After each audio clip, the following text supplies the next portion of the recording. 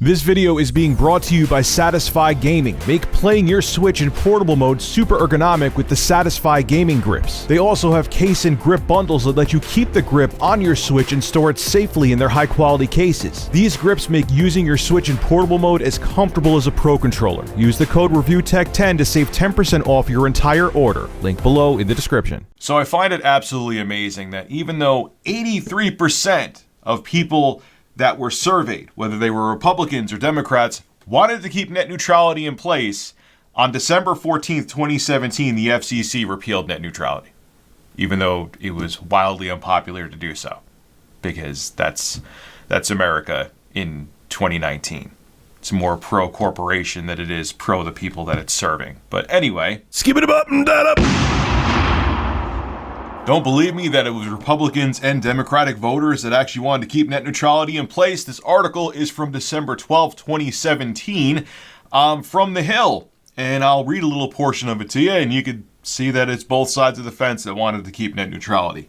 More than 80% of voters opposed the Federal Communications Commission's plan to repeal its net neutrality rules. Keep in mind, this is just articles right before the vote took place, according to a new poll from the University of Maryland's Program for Public Consultation.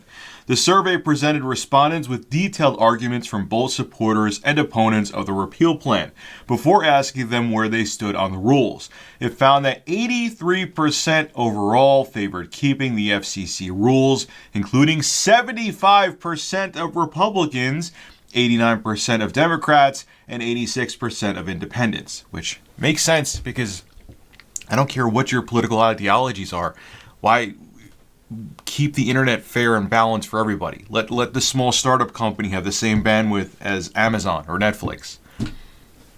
Why would you be against that? It makes no sense. Well, anyway, just 2 days later after that article was posted, there was a vote at the FCC and net neutrality was repealed. Ajit Pai, who is the FCC chairman, really wanted to see it go, and he got his wishes. Keep in mind, he used to be a lawyer for Verizon, so I wonder why he was so hell-bent on repealing net neutrality. Could it be because it was in a corporation that he used to work for his favor?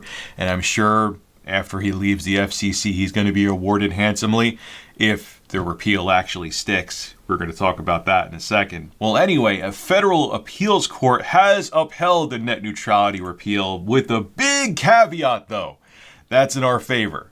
They may as well have said the net neutrality repeal was bogus. It's that big of a deal. This is coming from Engadget.com. It's a very short article. I'm going to read it to you. If you want to read the full article below, I'll have a link in the description, and then we'll discuss. The FCC has won a key bid to uphold its repeal on net neutrality, but at a significant cost. A federal appeals court handling a Mozilla complaint has ruled that most of the repeal can stand, but that the FCC has not shown legal authority to ban states from implementing their own laws. The regulator was trying to categorically abolish states' established power to regulate communications within their borders, according to the court. The decision also asked the FCC to tackle reported shortcomings in its order.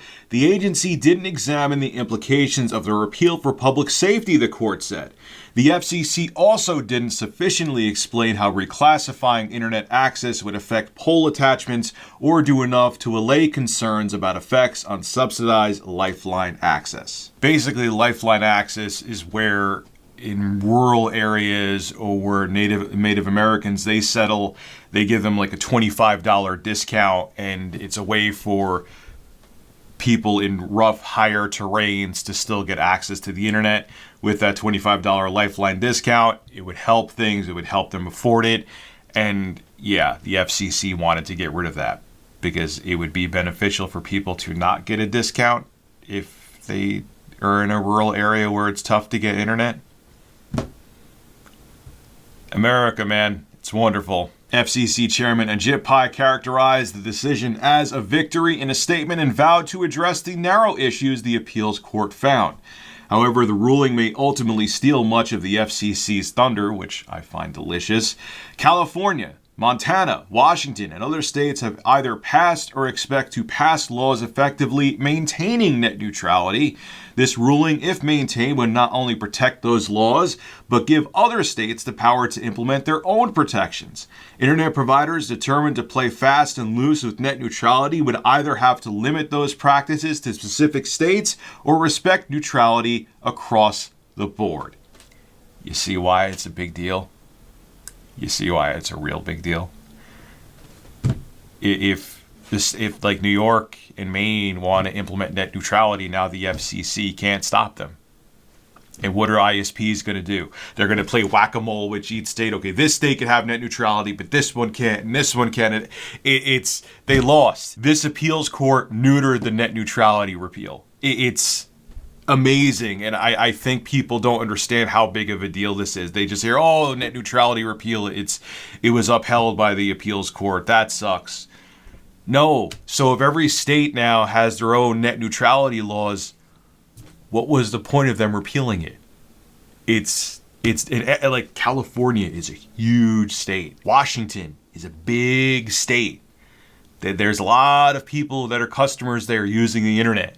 And they have net neutrality laws, or going to have net neutrality laws put in place. Uh-oh, FCC, what's the matter, Jippa? You gonna cry? You got a little tear in your eye?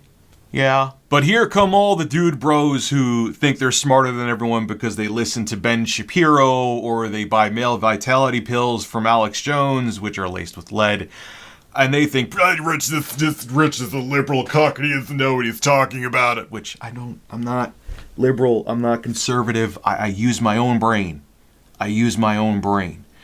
Okay? Just think about that. You don't have to be on a team. Let's pretend that we're not tribal for a second, and let's all just think for ourselves and think, having a balanced, fair internet where a startup company could have the same bandwidth as YouTube or Netflix, that's a good idea, because then we could get the next YouTube or Netflix. We could get the next Amazon from a startup company, and they have a fair chance. You know, I'm crazy for thinking that's a good idea, but all I'll hear is, see, look, net neutrality is repealed, bro, and everything's fine on the internet. Oh, it is? It is? How about I show you some factual examples that happen where net neutrality either protected, or when net neutrality wasn't in place, that it actually hurt the internet. Let's get into it. Here's the first one where net neutrality actually came to save the day. The FCC came to save the day. Madison River. In 2005, North Carolina ISP Madison River Communications blocked the voice over internet protocol service Vonage. Vonage filed a complaint with the FCC after receiving a slew of customer complaints. The FCC stepped in to sanction Madison River and prevent further blocking.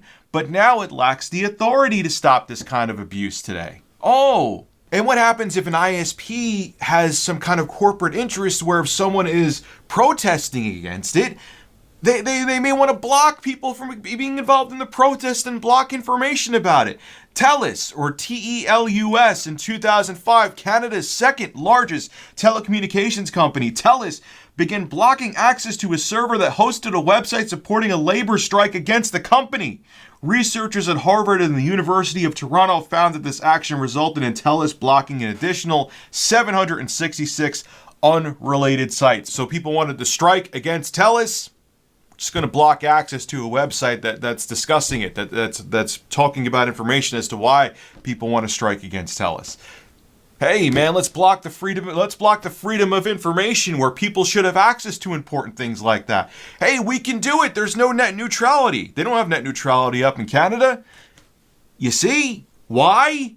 You see why it's important? Let's keep going though. I'm not done yet. Here we go. AT&T from 2007 to 2009. AT&T forced them to block Skype and other competing voice over IP phone services on the iPhone. The wireless provider wanted to prevent iPhone users from using any application that would allow them to make calls on such over-the-top voice services. The Google Voice app received similar treatment from carriers like AT&T when it came on the scene in 2009. So again, they want to make sure that you buy bigger data plans. They want to make sure that you get, more talk minutes and whatever the hell the case may be. Using something like Skype, where you could just maybe make a phone call via Wi-Fi, that wouldn't benefit AT&T financially. It wouldn't benefit their pockets. They wouldn't be making as much cash money. Another reason we need net neutrality so companies like AT&T can't do this. I'll give you one more example, then I'll have the freepress.net article below in the description. There's even more examples that I'm not reading here. So when Google Wallet came on the scene, AT&T, Sprint, and Verizon, because they worked together to make a similar product, here we go. From 2011 to 2013, AT&T, Sprint, and Verizon blocked Google Wallet, a mobile payment system that competed with a similar service called ISIS. Don't want to say the name because YouTube's algorithm may confuse it for something else, which all three companies had a stake in developing. So again, who cares about fair competition? Who cares about the fact that let's be ethical and actually make our product more appealing than Google Wallet? We'll just block it. It just can't be on our phones. People can't download it. Oops, can't try to download that app. It just won't go on your phone. Sucks for you. You got to use our product. So it's an unfair unfair competition. It's anti-consumer and pro-corporation. You see, Christ, do you see why net neutrality is important? And I'm so tired of hearing it doesn't help. Here's examples and there's more. There's more. I'm reading through them right now. Come on, man. You're really going to tell me that net neutrality doesn't need to exist? You're really telling me that it's smarter to not have net neutrality because some right-wing talking point idiot who does not know what they're talking about told you when I have facts right in front of me? I don't care about political affiliations. I don't have any. I just care about facts, and I have facts in front of me.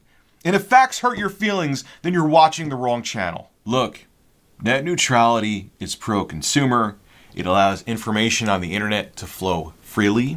It means that the government allows it to be an even playing field. So if you want to be a startup and have the same internet bandwidth as a multi-billion-dollar company like Amazon or Netflix, you have a shot at becoming the next Amazon or Netflix.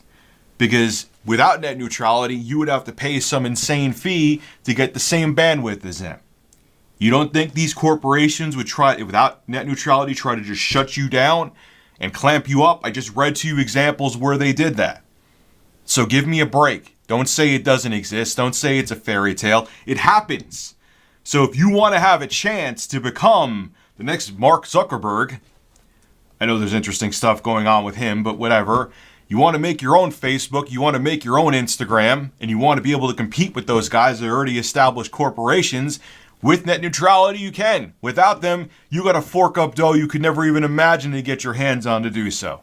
It's already happened. I've shown it to you. And if you still don't believe me at that point because you want to hear only what you want to hear, I don't know what the hell to tell you. I live in the real world, not in a fantasy world where I only hear what I want to hear. And if you don't like that, too damn bad. This is Rich of Review Tech USA signing out. Have a good one.